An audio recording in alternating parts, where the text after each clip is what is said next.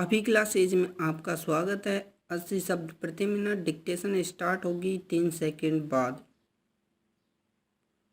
Supreme court ने 4 जुलाई 2011 को अपना निर्णय दिया।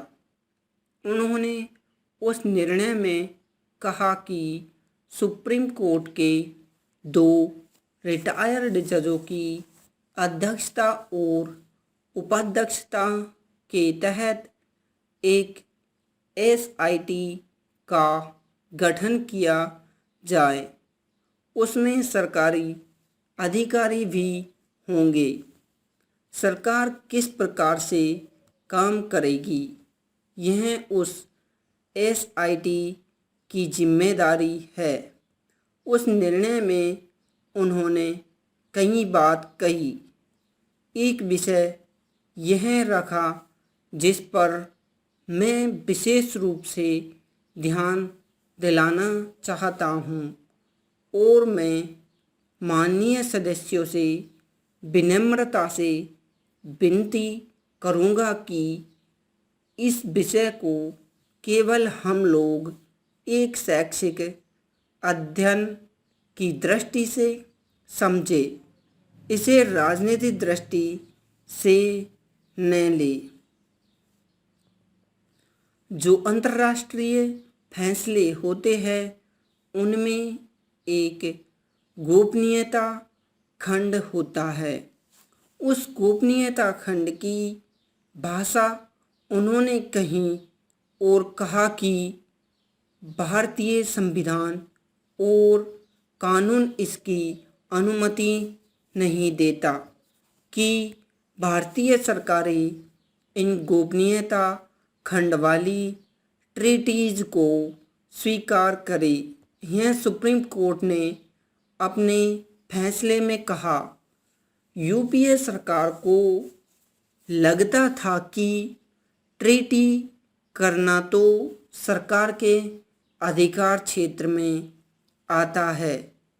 अब कौन सी ट्रीटी करो जिसके माध्यम से जानकारी मिलेगी, दोषियों को सज़ा मिलेगी, यह सरकार के अधिकार क्षेत्र में आता है। इसमें न्यायपालिका कैसे कह सकती है। जुलाई 2011 से लेकर मई 2014 तक इन 3 वर्षों तक एसआईटी नहीं बन पाई। सुप्रीम कोर्ट के सामने यह विवाद किसी न किसी रूप में चलता रहा। 1 मई 2014 को जब चुनाव चल रहे थे तो सुप्रीम कोर्ट ने इसी संदर्भ में सरकार की याचिका पर दूसरा निर्णय दिया और उन्होंने कह दिया कि जो लिechtenstein एक टैक्स हेवन है, वहाँ 28 लोगों के खाते थे। इसकी जानकारी जर्मनी ने भारत को दी। उसकी जो जानकारी आपको मिली है वह याचिकाकर्ता को दे दीजिए। जब याचिकाकर्ता को सरकार ने जानकारी दी तब यूपीए की सरकार थी, तो याचिकाकर्ता के माध्यम से वह सार्वजनिक हो गई। जर्मनी ने तुरंत भारत को लिखा कि जिस आधार पर आपने हमसे सबूत लिए थे, आपकी व्यवस्था ऐसी ही है कि आपने इसका उल्लंघन किया और आगे यह खतरा पैदा हो सकता है कि अगर हम उल्लंघन करेंगे तो दूसरा देश सहायता करता है या नहीं करता। इस समस्या के बारे में माननीय सांसद जी ने खड़े होकर कहा था और मैंने आश्वासन भी दिया था कि मैं इसका उत्तर दूंगा। आप इसकी गंभीरता को इस दृष्टि से समझिए कि अपराध भारत में होता है, पैसा भारत का है, विदेश के खाते में जमा है।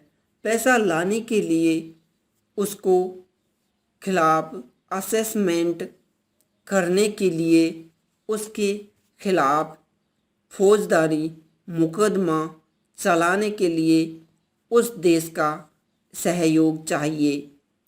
हम अपनी पुलिस, आर्मी या अधिकारियों को तो वहाँ भेज नहीं सकते हैं। कानूनी प्रक्रिया के मुताबिक उस देश को हम कहेंगे कि हमें यह जानकारी दीजिए।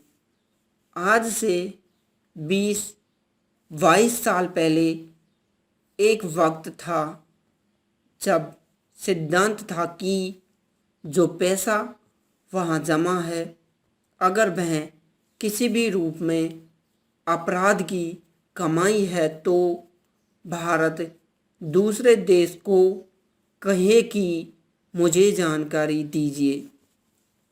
दोनों देशों में यह अपराध अगर अपराध माना जाता है तो वे जानकारी देंगे। यह पहला दौर था। धन्यवाद।